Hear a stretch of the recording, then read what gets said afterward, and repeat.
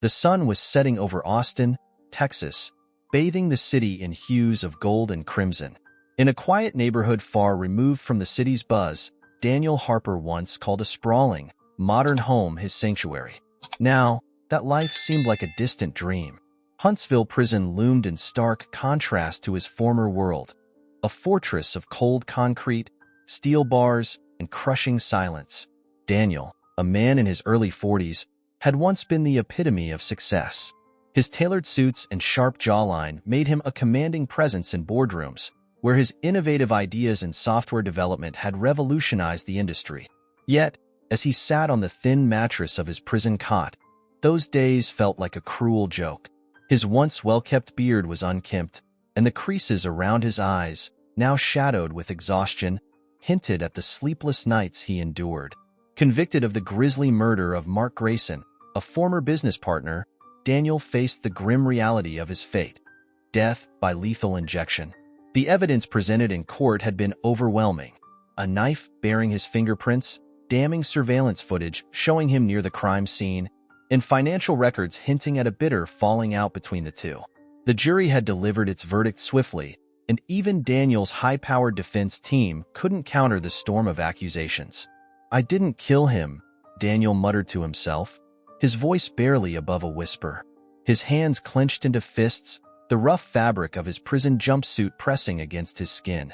He had said those words countless times, to the detectives who grilled him, to his lawyers, and to the judge who handed down his sentence.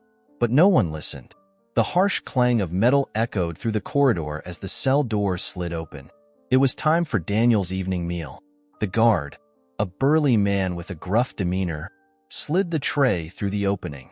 "Eat up, Harper," he said, not unkindly, though his tone carried the weariness of someone accustomed to seeing condemned men.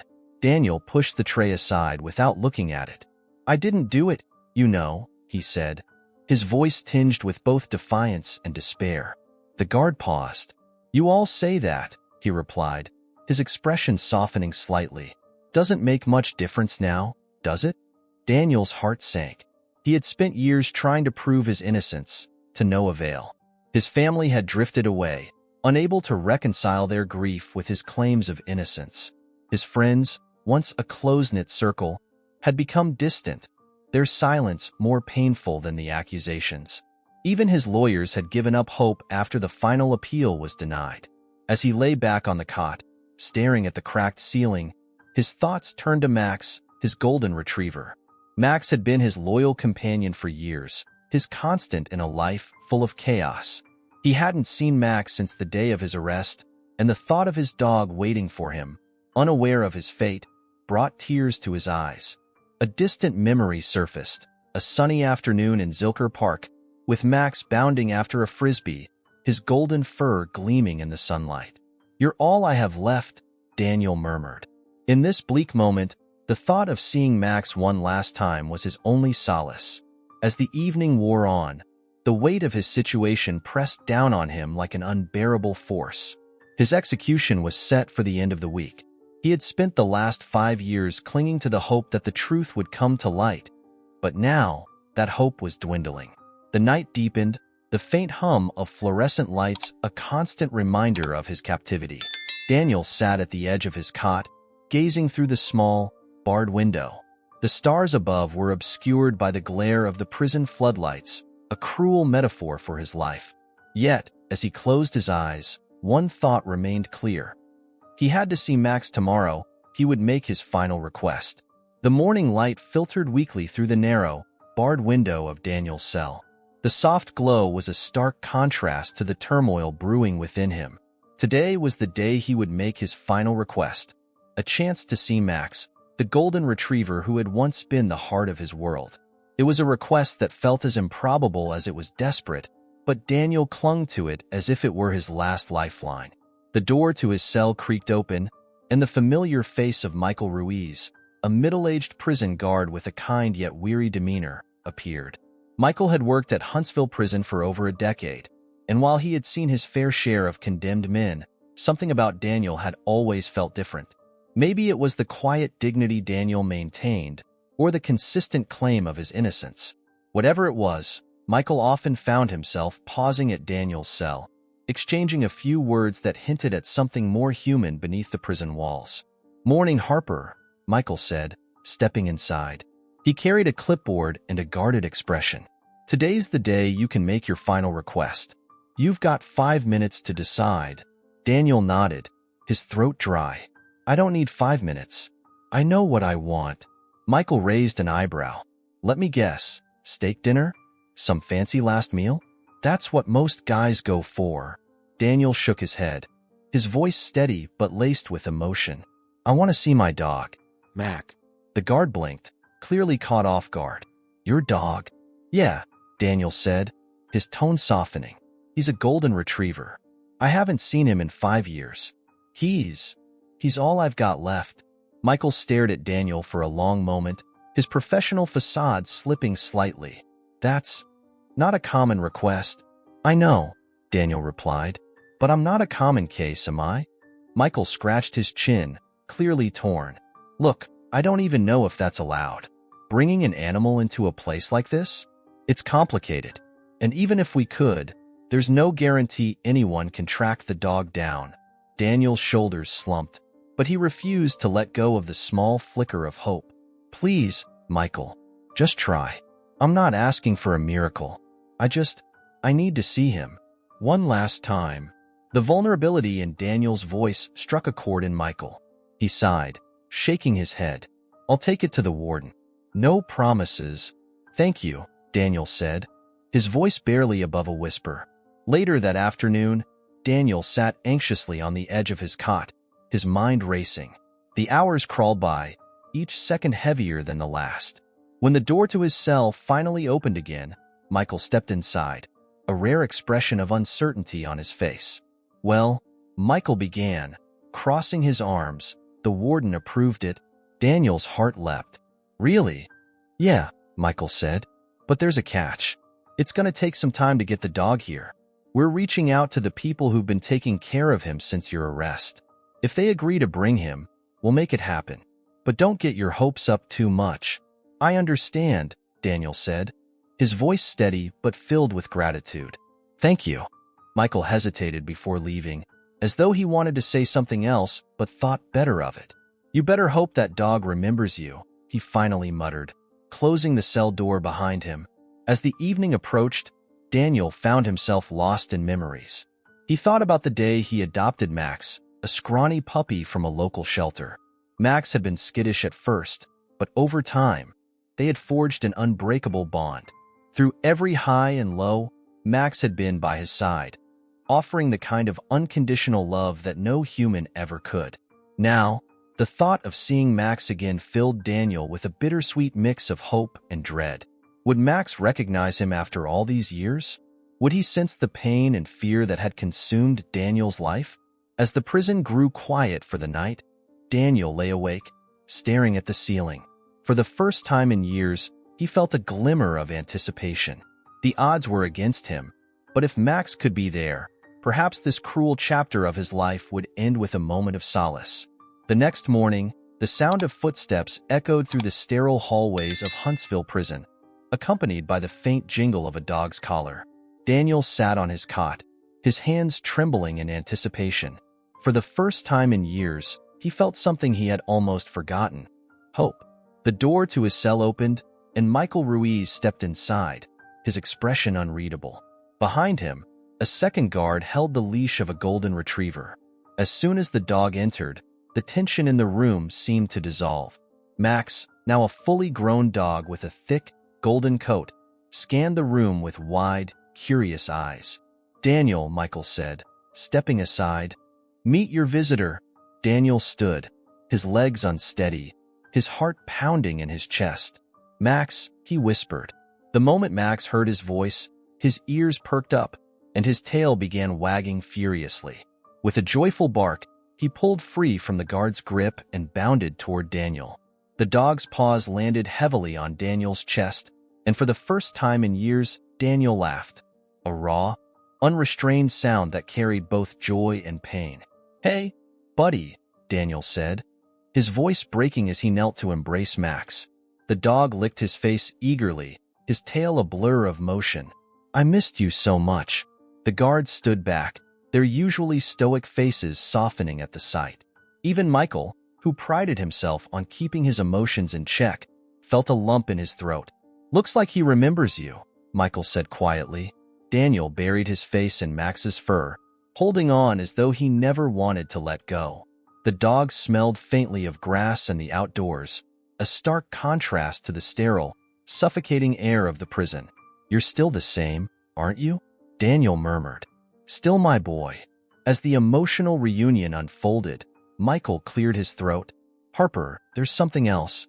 Daniel looked up, his arms still wrapped around Max. What is it? Michael hesitated before pulling a small envelope from his pocket. When they brought Max in, they found this tied to his collar. Figured you'd want to see it. Daniel's brow furrowed as he took the envelope. It was weathered and slightly torn, as if it had been exposed to the elements for some time.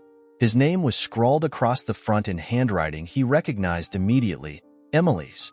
Emily, he whispered, his voice barely audible. His hands trembled as he opened the envelope and pulled out a single sheet of paper. The letter was short, written in Emily's familiar cursive.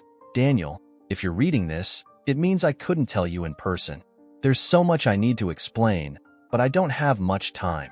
You've been framed, and the evidence you need is hidden at the house in Cedar Ridge, just outside Dallas. Look for the old oak tree. Please trust Max to guide you. Tears welled in Daniel's eyes as he read the letter. Emily had disappeared years ago, her sudden absence a mystery that had haunted him even during his trial. The fact that she had left him this message now, on the brink of his execution, felt both like a blessing and a curse. Michael leaned against the wall, watching Daniel closely. What does it say? Daniel looked up, his expression a mix of shock and determination. It says I was framed, and it tells me where to find the proof. The guard's eyes narrowed. Cedar Ridge? That's hours from here. And even if you're telling the truth, how am I supposed to help you with this? Daniel stood, his grip on Max's leash tightening. You've seen me, Michael. You know I didn't do this. Please, if there's even a chance this could prove my innocence, I need your help. Michael ran a hand through his graying hair, conflicted. He had spent years working with inmates, most of whom insisted on their innocence. But something about Daniel, his quiet resilience, his unshakable claims, felt different. I'm risking my career just listening to you, Michael said, his voice low. But I've got a feeling about you, Harper. Give me the letter. Let me see what I can do. Reluctantly, Daniel handed over the letter. If you do this, Michael, you won't just be helping me. You'll be helping Max, too. He needs this as much as I do. Michael glanced at the dog, who was now sitting calmly at Daniel's feet, his expressive eyes full of loyalty and trust. After a long pause, Michael nodded. All right, I'll take a look. But this doesn't mean I'm promising anything. Daniel reached out and clasped Michael's hand. Thank you, he said, his voice thick with emotion. Thank you. As Michael left the cell with the letter in hand, Max settled beside Daniel, resting his head on his lap. For the first time in years, Daniel allowed himself to believe that there might still be a way out. The hours dragged by as Daniel sat in his cell, the crumpled remains of Emily's letter clutched in his hand. Max lay at his feet, his warm presence offering a small measure of comfort. Daniel's mind raced, piecing together fragments of the past. Emily's sudden disappearance, the mounting tensions with Mark Grayson, and the trial that sealed his fate. It all seemed like a twisted puzzle, and now, for the first time, he had a lead. Michael Ruiz returned late in the evening, his face tight with tension. He carried a flashlight, a set of keys, and the crumpled letter. Harper, he began, his voice low. I've read this thing a dozen times. If there's any truth to it, you've got enemies with some serious pull. Daniel sat up, his heart pounding. Did you find anything? Michael sighed. Cedar Ridge is a ghost town. The house she mentioned. It's out in the middle of nowhere, and I'll be honest, it's not exactly a safe place to be digging around. But I'll check it out. For Max, if nothing else. For Max? Daniel asked, confused. Michael crouched down, scratching Max behind the ears. This dog didn't just show up out of nowhere with a letter tied to his collar. He's part of something bigger, Harper. And I've seen too many men die in here to ignore my gut when it tells me something's off. Daniel nodded, his gratitude palpable. Thank you, Michael. I mean it. The guard leaned closer, his tone urgent. But listen to me. If I'm going to do this, you need to promise me you won't tell anyone. Not the warden, not the other guards. Nobody. If this blows up, I'm done. You understand? Daniel met his gaze. I swear. Just be careful. The next day, Michael made the trip to Cedar Ridge. The old neighborhood, now little more than a collection of decaying homes and overgrown yards, exuded an eerie silence. Armed with Emily's letter and Max's leash, he had insisted on bringing the dog. Michael parked his car at the edge of the property and approached the house she had mentioned. It was a weathered, single-story structure, its windows boarded up and its front porch sagging. The oak tree Emily had described stood in the backyard, its massive trunk gnarled with age. Max trotted ahead, his nose to the ground, his body tense with purpose. All right, buddy, Michael muttered, gripping the leash. What are we looking for? Max sniffed around the base of the tree, circling it several times before pawing at a patch of dirt near the roots. Michael knelt down, pulling out a small trowel he had brought along. As he dug, the soil gave way to something solid. After a few minutes, he unearthed a metal box, its surface rusted but intact. Inside the box were several documents, neatly folded but yellowed with age. Alongside them was a USB drive. Michael scanned the papers, his eyes widening as he read. Bank statements, wire transfers, and contracts, all pointing to a network of corruption involving Mark Grayson, powerful executives, and local politicians. It was enough to blow the case wide open. Holy hell, Michael whispered. This is it. Max barked once, as if in agreement. Back at the prison, Daniel paced his cell, his nerves frayed. Max had been gone for hours, and every passing minute felt like an eternity. When the sound of keys jingling outside his door broke the silence, he turned sharply. Michael entered, his face a mixture of triumph and exhaustion. He tossed the metal box onto the cot. You were right, he said simply. Daniel's eyes widened as he rifled through the contents. This proves everything. It's enough to start a war, Michael said grimly, but it's also enough to save your life. I've already contacted a prosecutor I trust in Houston. She's reviewing the evidence now. Daniel sank onto the cot, overwhelmed by the sudden shift in his fortune. Thank you, Michael. I don't know how to. Don't thank me yet, Michael interrupted. This isn't over. That prosecutor's going to need time to build a case, and time is the one thing you don't have. Daniel nodded, his resolve hardening. What can I do? Pray, Michael said, his voice heavy, and trust that Max and I can finish what we've started. As the night deepened, Daniel sat with the documents spread out before him, Max resting his head on his lap. For the first time in years, hope and fear collided within him, each battling for dominance. The truth was finally within reach, but so was his execution date. Time was running out. The dim light of Michael Ruiz's small kitchen flickered as he sat hunched over the documents from Cedar Ridge, a cup of black coffee untouched beside him. His mind raced as he reviewed the evidence again.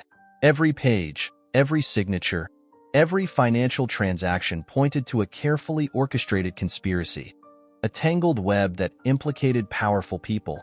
And yet, a voice in the back of his mind whispered, "What if this gets me killed?" Max lay by his feet, his golden fur glowing faintly in the lamplight. The dog's quiet presence was strangely comforting, though Michael knew the stakes were too high for sentimentality. He leaned back, rubbing his temples, and muttered, "What the hell am I doing?" The sound of footsteps made him glance up. His wife, Clara, stood in the doorway, her robe wrapped tightly around her. She had always been a sharp woman, her dark eyes piercing even in moments of quiet concern. "You're still up?" she asked, her voice soft but probing. Michael gestured to the spread of papers. "Yeah, something came up at work."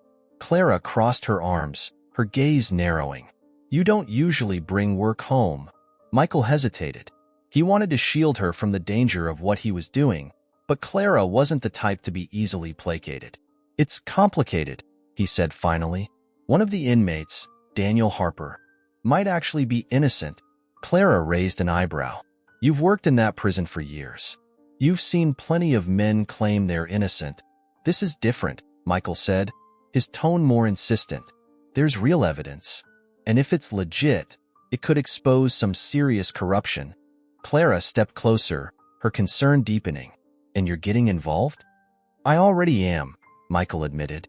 I took this dog, he gestured toward Max, to some abandoned house, dug up a box, and now I've got enough evidence to blow this whole case wide open. Clara's eyes widened. Michael, this sounds dangerous. What if these people come after you? After us? Michael sighed, running a hand through his graying hair. I know, but if I don't do something, Harper's going to die for a crime he didn't commit. Clara was silent for a long moment. Finally, she placed a hand on his shoulder. Then you need to be careful. Don't trust anyone. I won't, Michael promised. And I won't let this touch you or the kids. Clara nodded, her expression grim. Just come back to us. Whatever you're planning, don't get in too deep. The next morning, Michael stood outside the prison warden's office, the metal box tucked under his arm. His plan was simple. Approach Linda Shaw, a veteran prosecutor he trusted, and present the evidence discreetly. But even simple plans carried risks. Inside the office, Warden Gregory Brooks leaned back in his chair, his steely gaze fixed on Michael. What can I do for you, Ruiz? Michael forced a casual tone. I need some time off. Got a family thing. Brooks studied him for a moment before nodding. Take what you need. Just don't leave me short-staffed for long. Thanks, Michael said, forcing a smile. As he left the office, he felt a bead of sweat trickle down his neck. The less Brooks knew, the better. Hours later, Michael arrived in Houston, where Linda Shaw's office occupied the corner of a sleek, glass high-rise. Shaw was in her late 40s, with a reputation for being both relentless and incorruptible. As she scanned the documents Michael had laid before her, her sharp features grew more severe. This is explosive, she said, leaning back in her chair. If this is real, it's not just about Harper. We're looking at corporate fraud, political bribery, and possibly murder for hire. It's real, Michael said firmly. I saw where it came from. Emily, Harper's ex, left a letter leading us to this. Shaw raised an eyebrow. Emily, Grayson's mistress? The one who disappeared. Michael nodded. Exactly. Shaw tapped a pen against the desk, her mind clearly racing. We need to authenticate this fast. If we don't, Harper won't live to see another week. I know, Michael said. That's why I'm here. Shaw stood, gathering the documents. I'll get my team on this immediately. But Ruiz, she paused, her tone shifting. You're taking a huge risk. These people don't play fair. Michael met her gaze. Neither do I when it comes to doing what's right. Back at the prison, Daniel sat on his cot, his hands gripping the edge tightly. Max lay beside him, his tail thumping softly against the concrete floor. When the cell door opened and Michael stepped inside, Daniel stood quickly. Well? Daniel asked, his voice taut with hope and fear. Michael hesitated, then nodded. Shaw's on it. She says we've got a shot, but it's gonna take time. How much time? Daniel pressed. Michael frowned. Days. Maybe hours. But we're cutting it close. Daniel exhaled, his shoulders slumping. Thank you, Michael. I mean it. Michael placed a hand on the doorframe, his face serious. Don't thank me yet, Harper. This isn't over. Not by a long shot. As Michael walked away, Daniel knelt beside Max, burying his face in the dog's fur. We're not done yet, boy, he whispered. Not yet. Michael Ruiz's knuckles were white as he gripped the steering wheel of his unmarked car. The streets of Houston receded into the distance as he headed back towards Cedar Ridge. Although he had already retrieved the initial box of evidence, something about Emily's letter gnawed at him. What if there's more? She had written cryptically, leaving room for interpretation. With Daniel's life hanging by a thread, Michael wasn't willing to leave any stone unturned. Max sat in the passenger seat, his head out the window, ears flapping in the wind. The golden retriever seemed oddly focused, as though he understood the gravity of the situation. Michael glanced at him and chuckled dryly. You're the only one who hasn't second-guessed me, huh? He muttered. The sun was beginning to dip below the horizon by the time they reached Cedar Ridge. The once vibrant community now resembled a ghost town, its decaying houses standing as solemn witnesses to the past. Michael parked his car near the oak tree where he had found the first box. Grabbing a flashlight and a small shovel, he stepped into the cool evening air. Max leapt from the car and immediately began sniffing the ground, his tail wagging with purpose. "All right, buddy," Michael said, shining the flashlight around. "What are we looking for this time?" Max darted toward the dilapidated house Emily had mentioned in her letter. Michael hesitated at the threshold, the wooden floor creaking ominously beneath his boots. The air inside was thick with the smell of mildew, and cobwebs hung from the corners like tattered curtains. Michael adjusted the beam of his flashlight, illuminating the darkened interior. Max led him to a corner of the room, where a section of the floorboards had warped. The dog pawed at the ground, whining softly. Michael knelt, his fingers probing the edges of the loose boards. With a grunt, he pried one up, revealing a small, dusty safe hidden beneath. "Well, I'll be damned," Michael murmured. He inspected the safe, noticing a combination lock. "No way I'm cracking this thing here." Max barked, his tail wagging furiously. Michael patted his head. "Good job, boy. Now let's get this back to Shaw." 2 hours later, Michael stood in Linda Shaw's office, the safe perched on her desk. The prosecutor wasted no time, calling in a locksmith who worked quickly to crack the combination. When the safe finally clicked open, everyone in the room leaned in. Inside was a treasure trove of information. Hard drives, a thick stack of documents, and a leather-bound journal with initials embossed on the cover. E.g. Emily's handwriting was scrawled across the first page, detailing a web of deceit that implicated not only Mark Grayson but also several high-profile politicians and executives in a series of criminal activities, including money laundering and contract killings. Shaw flipped through the journal, her eyes widening with each page. This changes everything," she said, her voice barely above a whisper. Michael crossed his arms. "It's enough to exonerate Harper, isn't it?" Shaw nodded, her expression grim. "Yes, but this isn't just about him anymore. We're looking at a conspiracy so deep that taking it down is going to rattle a lot of cages. We need to be strategic." Michael's jaw tightened. "Strategic doesn't mean slow, right? Because Harper doesn't have time." Shaw closed the journal and met his gaze. "We'll move as fast as we can. I'll get a judge to issue a stay of execution, but we need to prepare for resistance. These people won't go down without a fight." Meanwhile, back at Huntsville Prison, Daniel sat in the dim light of his cell, Max curled at his feet. The dog's steady breathing was the only sound in the oppressive silence. Every tick of the clock felt like a countdown to his impending execution. When Michael finally returned, his face was etched with both exhaustion and determination. He stepped into the cell, carrying the leather journal and a USB drive. "We found more," Michael said, his voice steady. Daniel's heart skipped a beat. "What did you find?" "Enough to blow this case wide open," Michael replied. "Shaw's working on getting you a stay." "It's not over yet," Daniel exhaled, the weight of hope and uncertainty pressing against his chest. "Thank you, Michael, for everything." Michael shook his head. "Don't thank me yet. This fight's just getting started."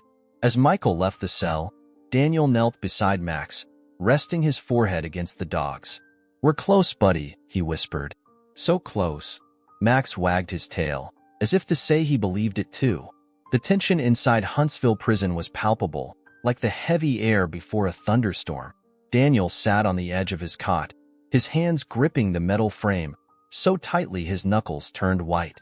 Max lay at his feet, his golden eyes watching him intently, as if the dog understood the gravity of the situation. Time was slipping away, and every second felt like a hammer striking against the clock of his life. Michael Ruiz was already on the road, speeding toward Houston with the newly uncovered evidence in tow. The leather journal and USB drive sat securely in the passenger seat, illuminated by the occasional flash of streetlights. Michael's mind raced as fast as the car.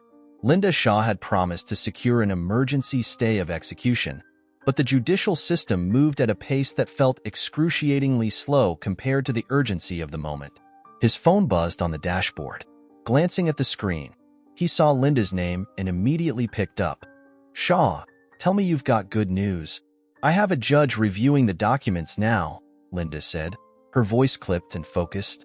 "It's solid evidence, Michael, but convincing someone to halt an execution at the last minute is no small feat. We're up against the clock." "How much time do we have?" Michael asked, gripping the steering wheel tighter. "Less than 2 hours," she replied.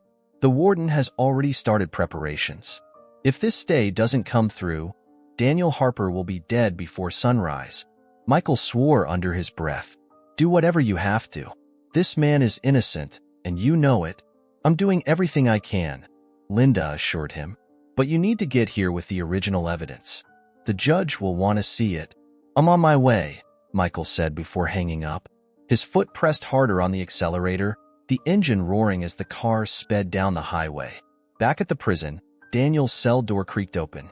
Warden Gregory Brooks stepped inside, his face a mask of professional detachment.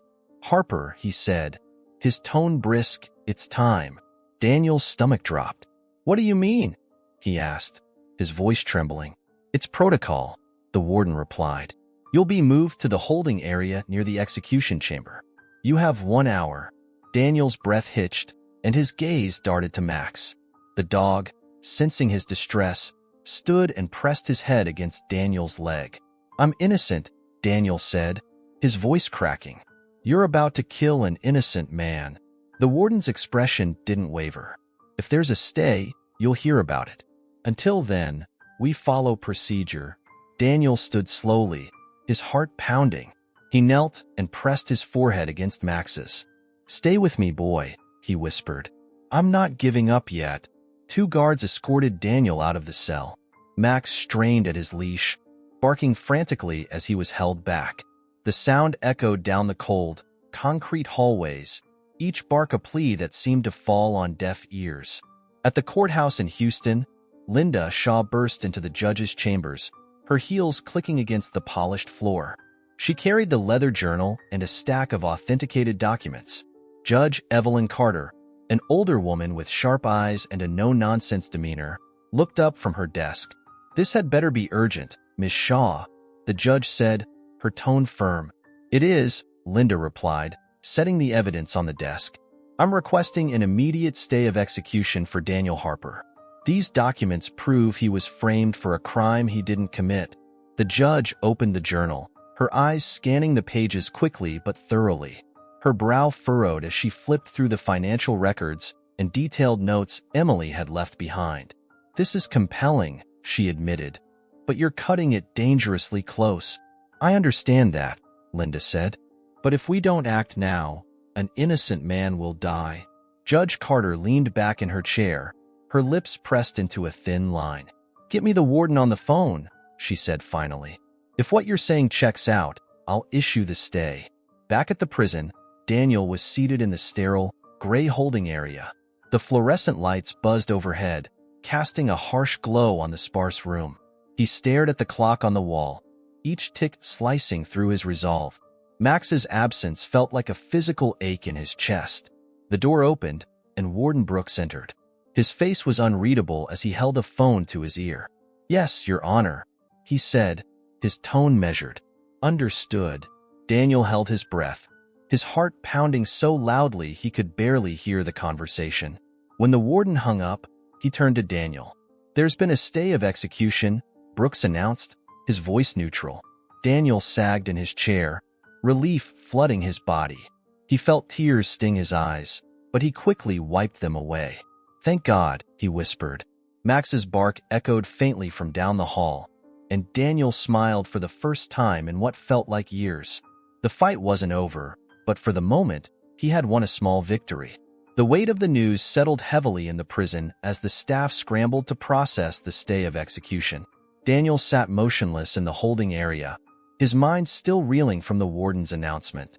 Relief coursed through him, but it was tinged with fear. This was just a temporary reprieve. The battle for his freedom was far from over. The door creaked open, and Michael Ruiz stepped inside. his face a mixture of exhaustion and triumph. Behind him, Max padded in, his tail wagging furiously. The golden retriever bounded toward Daniel, who dropped to his knees, wrapping his arms around the dog. "I told you to trust me," Michael said, leaning against the doorframe, his voice rough but edged with a small smile.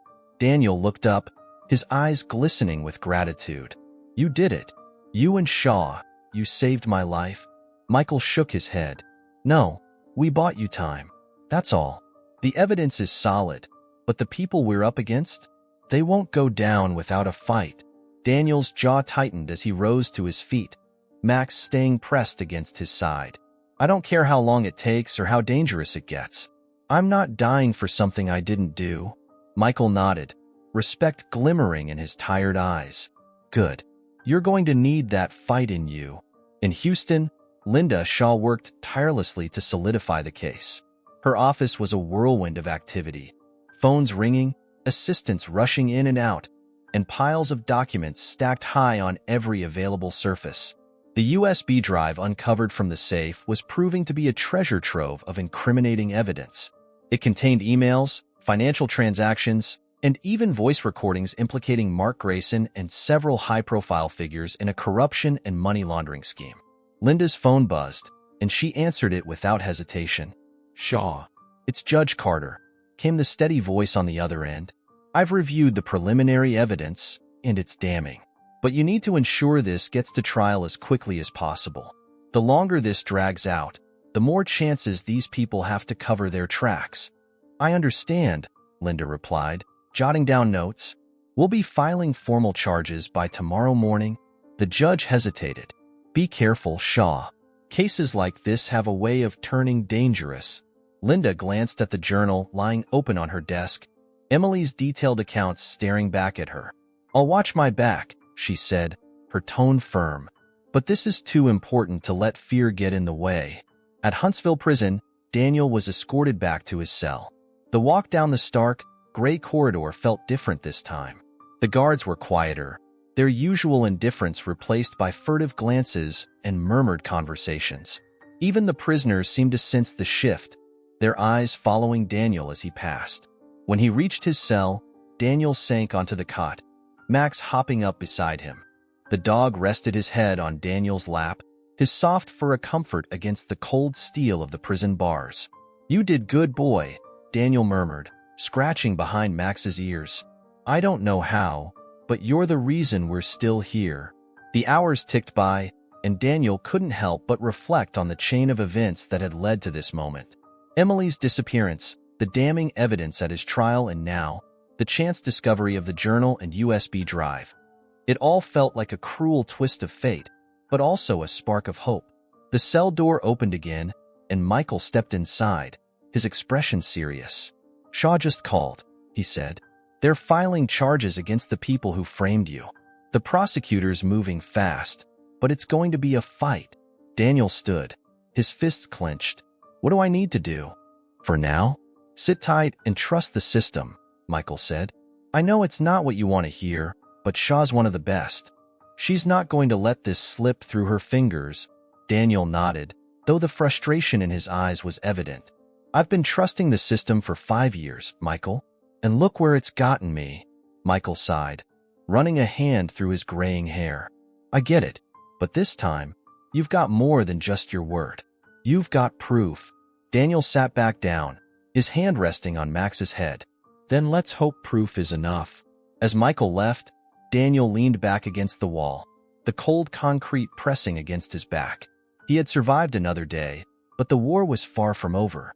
All he could do now was wait, and pray that the truth would finally set him free. The media frenzy surrounding Daniel Harper's case exploded overnight. News stations from Austin to New York ran headlines like, "Death Row Inmate Stay of Execution Sparks Conspiracy Allegations," and "Corporate Corruption Scandal Rocks Texas Judicial System." Reporters camped outside Huntsville Prison and Linda Shaw's office, eager to uncover every twist in the unfolding drama. Inside her office, Linda sat at the head of a conference table, her team gathered around her. The air was thick with urgency. On the table lay the journal, USB drive, and other incriminating documents. Photos of Mark Grayson, local politicians, and executives from Grayson's former firm were pinned to a whiteboard, connected by a web of red lines. "Let's break it down," Linda said, her voice steady but commanding. "We've identified 3 key players beyond Grayson: Senator Richard Monroe, CEO of Hawthorne Financial, and DA Kevin Sanderson. All of them have ties to the fraudulent accounts and kickbacks detailed in Emily's journal." One of her assistants, a sharp-eyed young man named Tyler, raised his hand. "What about the murder itself?" "Grayson's death seems like it was meant to silence him." Linda nodded. "That's what I believe too. The problem is proving who ordered it. We know Daniel Harper didn't do it. He was set up. But the evidence points to a hitman paid through these accounts." Another assistant, Amanda, chimed in. "We've tracked the payments to an offshore account. If we can connect that account to Monroe or Sanderson, we've got them." "Good," Linda said. "Get me everything you can on that account. This case isn't just about exonerating Daniel Harper. It's about taking down the entire operation." At Huntsville Prison, Daniel sat in his cell, Max curled up beside him. The sound of the dog's steady breathing was the only thing grounding him as he watched the news coverage on a small television mounted in the corner of the common area. Seeing his name splashed across the screen was surreal. A guard approached, unlocking the cell door. "You've got a visitor," he said. Daniel stood, his heart racing. Max followed at his side as they were led to a small visitation room. Through the glass, he saw Linda Shaw waiting for him, her briefcase resting on the table. He picked up the phone on his side of the divider. "Miss Shaw," he said, his voice tinged with both hope and apprehension. "Do we have a chance?" Linda gave him a small smile. "More than a chance. The evidence is solid, and the press is eating it up. The court of public opinion is already on your side." Daniel exhaled, leaning back in his chair. "So what happens next?" "I've filed a motion to overturn your conviction," Linda explained. "We'll be presenting the new evidence in court tomorrow. If the judge rules in our favor, you could be a free man within days." Daniel's throat tightened. "Days," he repeated, the word almost foreign to him after 5 years behind bars. "There's more," Linda said, her expression growing serious. "The people who framed you, they know we're coming for them. You need to be prepared for pushback." Daniel nodded, his jaw set. "I've spent 5 years waiting for this. I can handle whatever comes next." Linda smiled, her respect for him evident. "I believe you can." The following day, the courtroom was packed. Reporters filled the gallery, their cameras clicking furiously as Daniel was led to the defense table. Max was not allowed inside, but Michael Ruiz sat in the audience, his presence a quiet reassurance. Linda Shaw presented the evidence with meticulous precision, walking the judge and jury through Emily's journal, the financial records, and the recordings from the USB drive. The courtroom buzzed as she exposed the intricate corruption scheme and detailed how Daniel had been framed to protect those at the top. When Linda called Michael to the stand, he recounted his role in uncovering the evidence. "I've worked in the prison system for over a decade," he said. "I've seen plenty of guilty men, but Daniel Harper isn't one of them. The evidence we found proves that beyond a shadow of a doubt." The prosecution tried to poke holes in the narrative, but the weight of the evidence was undeniable. By the time Linda delivered her closing statement, the mood in the courtroom had shifted. The public, once skeptical, now seemed firmly in Daniel's corner. After hours of deliberation, the judge returned with the verdict. The court finds that Daniel Harper's conviction was the result of egregious misconduct and the manipulation of evidence. His conviction is hereby overturned, and he is free to go. The room erupted in gasps and murmurs. Daniel sat frozen for a moment, the words sinking in. Then he stood, tears streaming down his face as he turned to Michael, who gave him a small nod of approval. Outside the courthouse, Daniel was greeted by a crowd of reporters and supporters. Max, brought by Michael, leapt into his arms, barking excitedly. Cameras flashed as Daniel hugged the dog tightly, his relief and joy plain for all to see. Linda approached him, placing a hand on his shoulder. "This is just the beginning," she said. "We've taken down part of the operation, but there's still work to do." Daniel nodded, his gaze steady. "I'll be there, whatever it takes." As he walked away, Max trotting beside him, Daniel finally felt the weight of his ordeal begin to lift.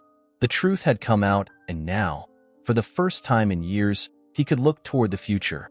The first night of freedom was surreal for Daniel Harper. The world beyond the cold walls of Huntsville prison seemed brighter, louder, and almost overwhelming. Yet, as he stood in the quiet backyard of Michael Ruiz's modest home, with Max chasing fireflies in the warm evening air, he felt something he hadn't in years: peace. Michael stepped out onto the porch, 2 beers in hand. "Thought you could use one," he said, handing a bottle to Daniel. Daniel took it with a nod of thanks, twisting off the cap and taking a long sip. "I don't know how to thank you," he said quietly, "for believing in me when no one else would." Michael shrugged, leaning against the wooden railing. "You don't need to thank me. Max did most of the convincing. That dog has better instincts than most people I know." Daniel chuckled, watching Max wag his tail furiously as he caught sight of a moth. "Yeah, he's special. Always has been." The 2 men stood in comfortable silence for a while, the sounds of the night filling the space between them. Finally, Michael spoke again. "So, what's next for you?" Daniel stared out into the darkened yard, his mind already turning over the possibilities. "I don't know," he admitted, "but I know I want to make sure this doesn't happen to anyone else. The system's broken, Michael. If someone like me could be framed so easily, think of how many others are sitting on death row right now, just waiting." Michael nodded slowly. "You're right. And you've got a hell of a story to tell." Over the next few weeks, Daniel threw himself into rebuilding his life. Linda Shaw's team continued to unravel the vast web of corruption, exposing more high-profile figures who had been involved in framing him. The media coverage was relentless, but Daniel embraced it, using every opportunity to shine a light on the flaws in the justice system. Max became an instant sensation. Photos of the golden retriever greeting Daniel outside the courthouse went viral, and soon people across the country were hailing him as a hero. Offers flooded in: book deals, interviews, even a children's movie inspired by Max's role in saving Daniel's life.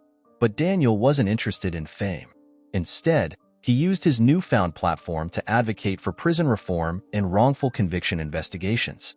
He partnered with nonprofits, spoke at universities, and testified before lawmakers, sharing his story with an honesty that left audiences both heartbroken and inspired.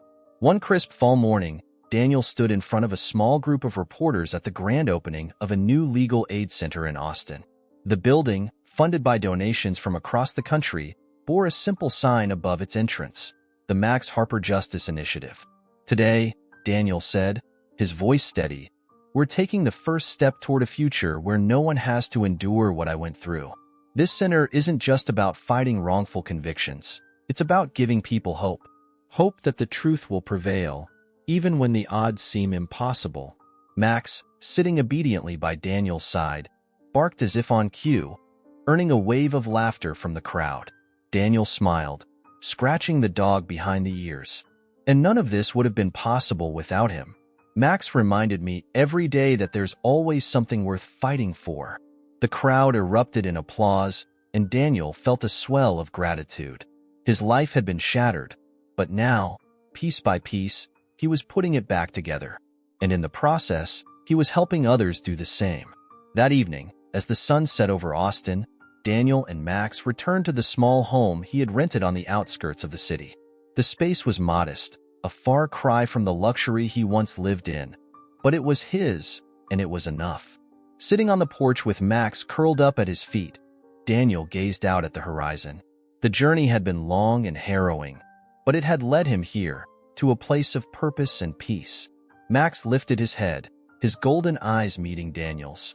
It was a look of pure, unwavering loyalty, the same look that had carried Daniel through his darkest days. Smiling, Daniel reached down to stroke the dog's fur. "We made it, buddy," he said softly. "We really made it."